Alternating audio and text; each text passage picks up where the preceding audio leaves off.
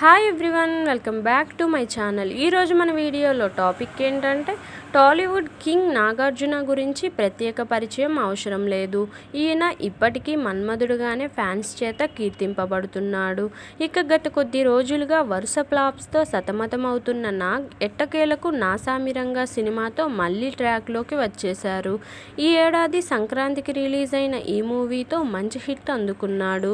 ఇక ఈ హిట్ తర్వాత నాగార్జున మరిన్ని ఇంట్రెస్టింగ్ ప్రాజెక్టులను లైన్లో పెట్టుకున్నారు. అయితే నాగార్జున హీరోగా మాత్రమే కాకుండా పలు భారీ చిత్రాల్లో గెస్ట్ లేదా క్యామియో పాత్రల్లో కూడా కనిపిస్తున్న సంగతి తెలిసిందే. ఇప్పుడు ధనుష్, శేఖర్ కమ్ముల ప్రాజెక్ట్ కుబేరాలో కూడా నాగార్జున కీలక పాత్రలో నటిస్తున్నాడు. మరి ఈ ప్రాజెక్ట్తో పాటు ఇప్పుడు మరో భారీ కాంబినేషన్కి కింగ్ ఓకే చెప్పినట్టుగా తమిళ్ సినీ వర్గాలు చెబుతున్నాయి.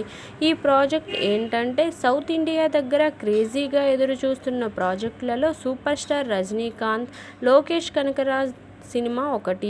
మరి ఈ ప్రాజెక్టులోనే నాగార్జున ఓ కీలక పాత్రలో కనిపించనున్నారని రూమర్స్ వినిపిస్తున్నాయి.